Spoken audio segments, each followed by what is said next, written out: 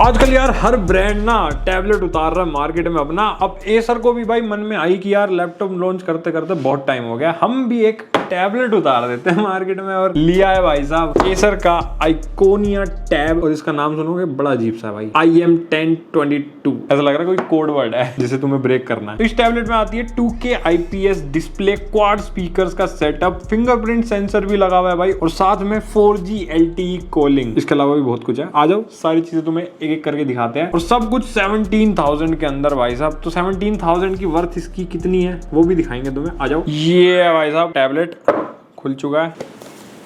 इसको रखते साइड में। अभी अंदर क्या क्या है, ओहो भाई इन्होंने तो बहुत कुछ दे दिया यार। तो एक हमें मिलता है अपना power adapter type C input वाला, ये अच्छा किया इन्होंने। तो इसमें लिखा हुआ है वैसे कि 20 वॉट्स का ये पावर अडेप्टर सपोर्ट करता है आउटपुट। बाकी अपना टैबलेट 18 वॉट से ज्यादा नहीं करता है, ये मैंने इनकी वेबसाइट पे पढ़ा था। और हमें मिलती है इसके साथ type C to type C वाली केबल, क्वालिटी अच्छी है भाई केबल की। ओहो ईयरफोन्स भी मिलते हैं भाई इसके साथ हमें 3.5mm वाले। भाई एक अरसा हो गया, एक जमाना बीत गया कि डब्बों में ईयरफोन आते थे स्मार्टफोन्स याद होगा तुम्हें। फिर जब से एप्पल ने भाई साहब हरकत करी है ना, सबने गायब कर दिया। बट एसर वाले नहीं भूले हैं भाई, कह रहे हैं यार तुम टेंशन मत लो, हम देंगे ईयरफोन। इनकी भी क्वालिटी चेक करेंगे कि कैसी है, ठीक है, आगे वीडियो में। देन आता फाइनली अपना टैबलेट। ओहो देख सकते हो कैसी लुक है इसकी यार, लग तो बढ़िया रहा है। और हमें दिखाना भूल गया, इसके साथ भाई हमें एक यूजर मैनुअल मिलती है जो किसी काम की नहीं है, क्योंकि तुम हमारे को देख रहे हो। एक सिम इजेक्टर टूल भी मिलता है, और भाई सबसे बढ़िया चीज एक कवर, प्रॉपर कवर भाई फ्री दिया इन्होंने। और बॉक्स कंटेंट के मामले में तो खुश कर दिया इन्होंने भाई, कुछ भी कहो। ये भाई सब कवर लग चुका है अपना, एकदम ऐसे ट्रांसपेरेंट फिनिश है बट मैट है पीछे से, बिल्कुल एकदम फ्रॉस्ट टाइप का कह सकते हो ट्रांसपेरेंसी है इसकी, और काफी अच्छी लग रही है ये। कवर लगने के बाद तो भाई जबरदस्त हो जाती है इसकी लुक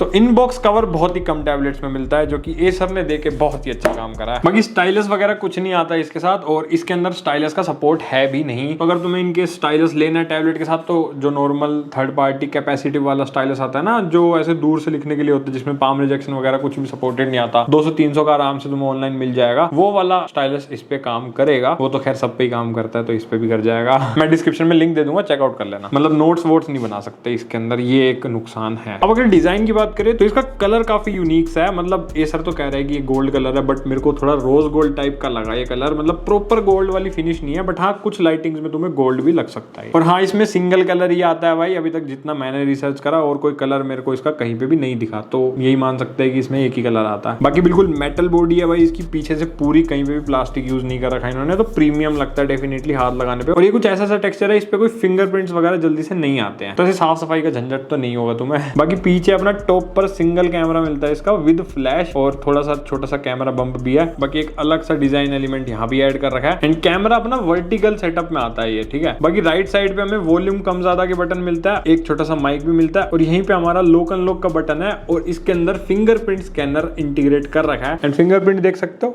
लगाती ऑन कर देता है भाई 1 सेकंड में। तो काफी एक्यूरेट है और सही काम करता है, मतलब जब भी लगाते हैं लगभग हर बार। और एक सबसे तगड़ी चीज कोने में मिलता है भाई हमारा हेडफोन माइक जैक कॉम्बो, और ये बहुत ज्यादा रेयर चीज है, तो इसमें हमें मिलती है, जो कि अच्छी बात है। तो गेमिंग वेमिंग करते हो तो मैं तार लगा के लो लेटेंसी, बिल्कुल नो लेटेंसी, लो भी नहीं वो गेमिंग होगी। और कोने में देखे इन्होंने अच्छा किया, क्योंकि जनरली हम ऐसे टैबलेट को पकड़ते हैं तो अड़ेगा नहीं कहीं पे भी, मतलब ऐसे तार निकल जाएगी साइड से, काम हो जाएगा बढ़िया। बट एक चीज बहुत ही ज्यादा वियर्ड है भाई इसकी, जनरली क्या होता है कि ये जो लोक अनलॉक वाले जो बटन है, ये ऊपर की साइड दिए जाते हैं कैमरे के यहाँ पर, भाई इसका लेकिन नीचे की साइड दे रखा है। तो हॉरिजॉन्टल पोजीशन में हो सकता है तुम्हें फायदा हो कि भाई अपना राइट वाला हैंड यहाँ आ रहा है और चीजें यहाँ से हो जाएंगी, बट जब तुम इसे वर्टिकली यूज करोगे तो कैमरा तो यहाँ रहेगा, बट अब भाई कैसे यूज करें, यहाँ पे कैसे हाथ लगाएंगे, बहुत वियर्ड सेटअप हो जाता है इसका। तो पता नहीं भाई इन्होंने क्या सोच के इसको यहाँ दिया है, ये ऊपर ही सही था, जैसा चल रहा था चलने देते, इतनी इनोवेशन की जरूरत थी नहीं वैसे मेरे हिसाब से। तो ये तुम्हें वर्टिकल में तो भाई दिक्कत देगा, मेरे को खुद काफी बार ऐसा अजीब सा लगा। हॉरिजॉन्टली यूज करोगे तो कोई दिक्कत नहीं आएगी, मतलब वर्टिकली में तुम अगर ऐसे यूज करते हो, ठीक है, तो फिर तुम्हारा लेफ्ट हैंड से काम करेगा। फिर भाई कैमरा देखो कहाँ पहुंच जाएगा, भाई ये ऐसे उल्टे लोग कहेंगे भाई उल्टा क्यों चला रहा है यार, बता यार, बेइज्जती करवाएगा ये तो। बड़ा अजीब सा वियर्ड सा सेटअप लगा मुझे इसका बटन्स का। बाकी नीचे की साइड देख सकते हो हमें एक मिलता है सिम ट्रे, और इसके अंदर डुअल सिम स्लॉट है, जिसके अंदर तुम SD कार्ड भी लगा सकते हो, तो ये काफी अच्छी बात है। स्टोरेज वगैरह एक्सपेंड करने का काम आएगा, 1 TB तक का SD कार्ड सपोर्टेड है। बाकी 2 स्पीकर ग्रिल्स मिलती है, और सेंटर में एक टाइप C पोर्ट दे रखा है, ये 2.0 वाला है, 3.0 नहीं है। और कोई भी डिस्प्ले आउटपुट वगैरह भी सपोर्ट ये नहीं करता है, बस चार्जिंग करो और थोड़ी बहुत फाइल ट्रांसफरिंग करो 2.0 वाले पोर्ट से, जस्ट दिस। बाकी लेफ्ट साइड पर हमें यहाँ पर पोगो पिन कनेक्टर मिलता है और एक और सेकेंडरी माइक्रोफोन। ये आई गेस कीबोर्ड वगैरह कनेक्ट करने के लिए होगा, बट पता नहीं एसर के कीबोर्ड आते हैं या नहीं। तो किसी को पता हो तो बताना कमेंट सेक्शन में कि कौन सा कीबोर्ड लगेगा इस पे। बाकी टॉप पर भी हमें 2 स्पीकर ग्रिल्स दे रखे हैं, तो टोटल 4 स्पीकर ग्रिल्स है और 4 ही स्पीकर्स हैं इसके अंदर। स्पीकर की टेस्टिंग तो हम आगे करेंगे। बाकी थिकनेस इसकी है अराउंड 7.8 mm के आसपास एंड वेट है अपने टैबलेट का 457 ग्राम, टू बी प्रिसाइज 460 ग्राम के आसपास कह सकते हो। एंड ये फ्लैश लाइट कैसे ऑन हो गई? बहुत ही कम टैबलेट्स में फ्लैश लाइट मिलती है हमें, तो मेरे हिसाब से होनी चाहिए, काम का फीचर है यार। बाकी वैसे उठाने में भी कंफर्टेबल है, बॉक्सी डिजाइन है, मतलब एक बॉक्सी फील तुम्हें देगा ये, तो ओवरऑल डिजाइन वाइज मुझे कोई दिक्कत नहीं लगी इसमें। बाकी 4G LTE कनेक्शन इसमें सपोर्टेड है, तो 4G सिम अगर तुम इसमें लगाओगे तो फोन वोन मिलाओ, कॉल वॉल पे बात करो, व्हाट्सएप चलाओ इसके अंदर, वो सारे मोबाइल वाले काम ये करता है। एंड बेजल्स देख सकते हो इसके अंदर हमें सिमेट्रिकल बेजल मिलती है चारों तरफ, बट थोड़ी मतलब मोटी सी तो है, पर टैबलेट के हिसाब से ठीक है, इतनी ज्यादा कोई दिक्कत तुम्हें नहीं लगेगी। जितना ऑलमोस्ट आईपैड में आता है उतना ही बेजल मुझे लगा इसका। एंड ये रेक्टेंगुलर डिस्प्ले है पूरी की पूरी। एंड जो अपना फ्रंट कैमरा है वो भी यहाँ देख सकते हो सेंटर में हॉरिजॉन्टल पोजीशन में लगा हुआ है, तो वीडियो कॉल्स वगैरह करने में कोई दिक्कत नहीं आएगी। मेरे हिसाब से हॉरिजॉन्टल पोजीशन सही रहती है फ्रंट कैमरा की। बाकी अपना ओपिनियन बताना कमेंट में। अब अगर डिस्प्ले की बात करें तो स्पेसिफिकेशन यहाँ देख सकते हो वीडियो को पॉज करके, ठीक ठाक सी लगी मेरे को, मतलब बहुत ज्यादा तगड़ी भी नहीं कहूंगा कि मतलब एकदम आउटस्टैंडिंग काम कर दिया उन्होंने, क्योंकि इस बजट के अंदर बाकी और टैबलेट्स में भी तुम्हें इससे बेटर डिस्प्ले आराम से मिल जाएगी। बट इसकी भी ठीक है, मतलब कलर्स वलर्स सब चीजें सही निकल के आती है ओवरऑल। 16 मिलियन तक का कलर सपोर्ट है इसके अंदर। 1 बिलियन होता तो ज्यादा बेटर हो जाता, थोड़ी और ज्यादा पंची और ज्यादा वाइब्रेंट कलर्स मिलते हैं, बट ठीक है, ये ऐसे कंटेंट कंजम्पशन नॉर्मल अगर तुम करोगे तो कोई दिक्कत नहीं लगेगी। बाकी 480 नीट्स की ब्राइटनेस है, तो ब्राइट अच्छी खासी है डिस्प्ले। इंडोर में तो तुम्हें कोई दिक्कत नहीं आने वाली, आउटडोर में भी ठीक ठाक एक्सपीरियंस मिलता है, मतलब चीजें दिख जाती है। टैबलेट्स जनरली इतने ही ब्राइट होते हैं भाई, तो उसके हिसाब से ब्राइटनेस ठीक लगी मुझे। बाकी एस्पेक्ट रेशियो इसका 16:10 है, तो अगर यूट्यूब पर जैसे वीडियो प्ले करते हो तो बहुत ही छोटे छोटे बेजल्स ऊपर नीचे आते हैं, जो कि मैनेजेबल है। अगर तुम थोड़ा सा जूम टू फिल करते हो तो पूरी डिस्प्ले कवर तुम्हारी आराम से हो जाएगी। बाकी YouTube पर मैक्सिमम 1440p रेजोल्यूशन तक हम वीडियोस प्ले कर सकते हैं। HDR का सपोर्ट इस टैबलेट के अंदर हमें नहीं मिलता,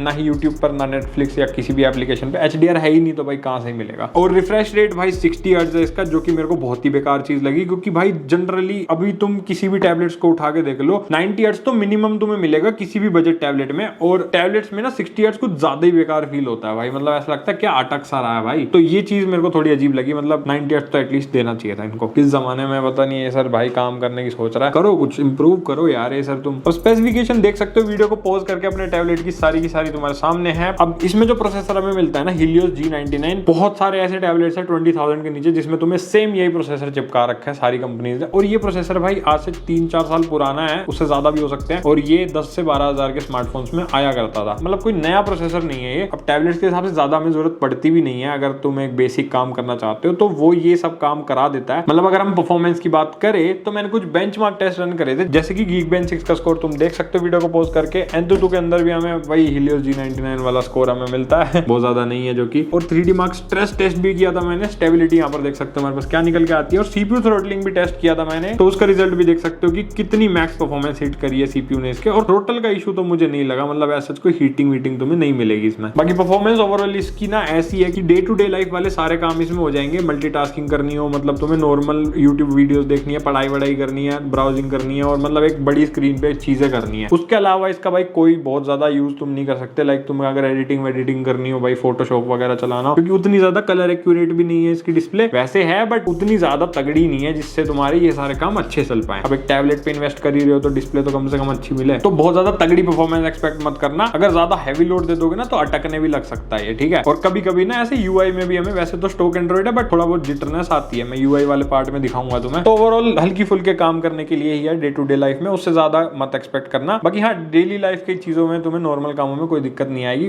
वो मैं कह सकता हूँ। बाकी गेमिंग भी काफी लोग भाई करते हैं, मेरे को पता है, तो गेम टेस्ट करे उसके लिए हमने एक बार वो देख लो। तो पहले हम टेस्ट कर रहे हैं कॉल ऑफ ड्यूटी मोबाइल, और ग्राफिक सेटिंग्स देख सकते हो कि मीडियम और हाई का प्रीसेट हमें मिलता है मैक्सिमम, मतलब फ्रेम रेट हाई से ऊपर नहीं जाएंगे, तो लोअर मीडियम पे खेल सकते हो। हमने हाई पे कर दिया ताकि मैक्सिमम FPS पर चल जाए, और यहाँ पर FPS साथ साथ तुम देख सकते हो CPU के टेम्परेचर और CPU की यूसेज भी। गेम चालू हो गया यार, और हाई का मतलब है 60 FPS, और अराउंड 60 के आसपास FPS हमें मिल रहे हैं। 59.9 बिल्कुल एकदम कांस्टेंट है भाई। थोड़ी देर खेल लेते हैं फिर चेक करते हैं। आओ बेटा कौन आएगा? अच्छा अच्छा अच्छा हमारी बिल्ली हमसे में ओ भाई रीलोड हो गई, गलत टाइम पे रीलोड हो गई। भागो भागो भागो, रीलोड करो। तो परफॉर्मेंस भाई बढ़िया मिल रही है। तो 60 FPS वाला COD मोबाइल तो तुम आराम से खेल सकते हो इस टैबलेट में, और ऐसा कोई फ्रेम ड्रॉप मुझे नहीं मिला, मतलब बढ़िया चल रहा है गेम। ठीक है, मीडियम प्रीसेट पे इतना तो यार चलना ही चाहिए। तो हम खेल रहे हैं BGMI और प्रीसेट देख सकते हो यहाँ पर ग्राफिक्स का। स्मूथ के साथ हमें अल्ट्रा मिलता है मैक्सिमम, और बैलेंस के साथ भी अल्ट्रा मिलता है। HD पर आ जाओगे तो हाई का प्रीसेट हो जाएगा फ्रेम रेट का, एंड अगर HDR पे आओगे तो भाई वो अवेलेबल ही नहीं है इस पे। एंड सिमिलरली भाई अल्ट्रा HDR तो कहाँ ही अवेलेबल होगा। तो हमें मैक्सिमम FPS चाहिए, तो हम भाई स्मूथ और अल्ट्रा का प्रीसेट रख रहे हैं। 40-50 FPS तो मिल ही जाएंगे जहां तक है। देखते हैं, ये आ गया भाई साहब, खुदाई की गई है अभी अभी। भाई 40 FPS आ रहे हैं, अल्ट्रा का मतलब 40 FPS ही होता है, और उसके बराबर ऑलमोस्ट हमें आ रहे हैं। बाकी देखना ये है कि फ्रेम ड्रॉप आता है या नहीं। ठीक है, कॉम्बैट भी करेंगे तो उसमें ही पता चलेगा। बंदूका तो मिल गई है, सारी बंदूका सानू मिल गई है। अब बंदे मारेंगे, डिसेंट लूट आ चुकी है हमारे पास।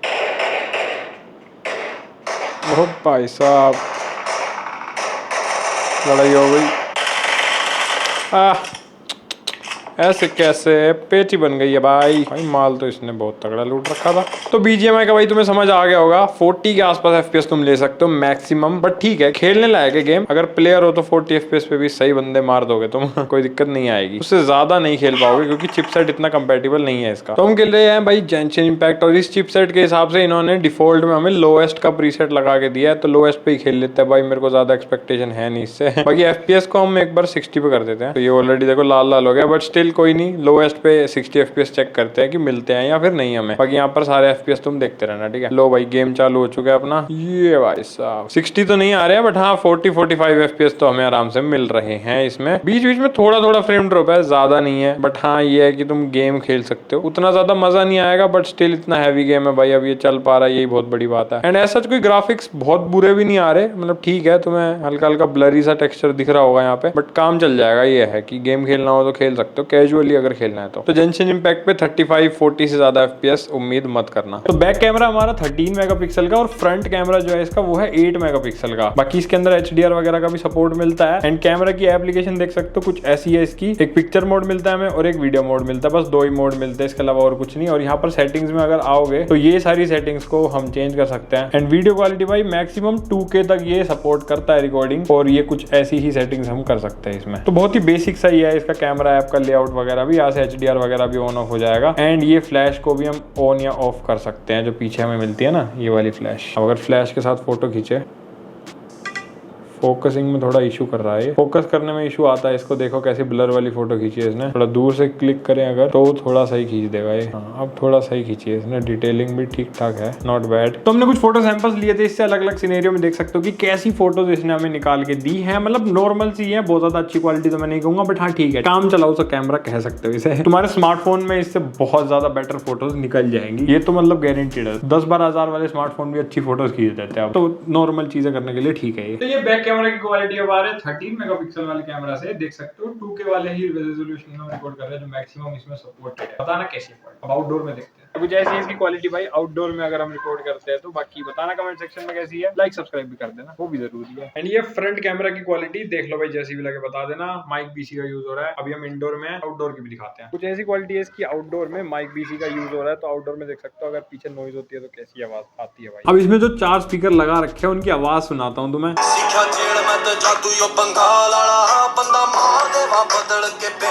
देखो नो डाउट जो 4 स्पीकर इसमें लगे हैं उनकी आवाज लाउड तो अच्छी खासी है, बट अगर तुम ऐसे बेस वेस या फिर ऐसे थंप एक्सपेक्ट कर रहे हो ना, जो बहुत ज्यादा तगड़ी आवाज कहते हैं जिसे, उतनी अच्छी नहीं है। लाउडनेस अच्छी है, डिस्टोर्शन वगैरह कुछ नहीं मिलता, बिल्कुल बेस तो 0 है इसकी। क्लैरिटी कह सकते हो कि ठीक है। तो वैसे टाइप के स्पीकर अगर तुम्हें चाहिए तो काम चल जाएगा। पर एक चीज कहूंगा कि डेफिनेटली भाई इससे बेटर स्पीकर्स वाले टैबलेट्स मार्केट में अवेलेबल है। OnePlus Pad Go straight forward तुम प्रेफर कर सकते हो, सेम प्रोसेसर है, डिस्प्ले भी अच्छी है और स्पीकर्स भी अच्छे हैं। इससे आगे बात करेंगे उस बारे में, बट ठीक है अगर तुम्हें स्पीकर से फर्क नहीं पड़ता तो ईयरफोन तो दिए ही है इन्होंने, वो लगा लेना।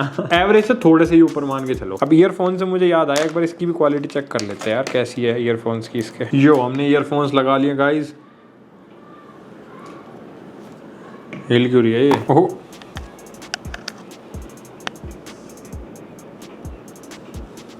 भाई ठीक ठाक सी है इसकी ईयरफोन्स की आवाज, बहुत ज्यादा बढ़िया नहीं है। मतलब भैया जो तुम्हें आराम से 100-150 रुपए में मिल जाते हैं ना मार्केट में, वैसे ही टाइप के ईयरफोन्स हैं। और इसकी ये जो कनेक्टिंग वाली केबल है ना, ये बहुत ज्यादा हिल रही है, तो कई बार ऐसे ना नॉइज सी आ रही है और कभी लेफ्ट राइट में आवाज इधर उधर जा रही है। तो मतलब ईयरफोन भी ये बहुत ज्यादा बढ़िया नहीं लगे मुझे इसके, ठीक ठाक सी है।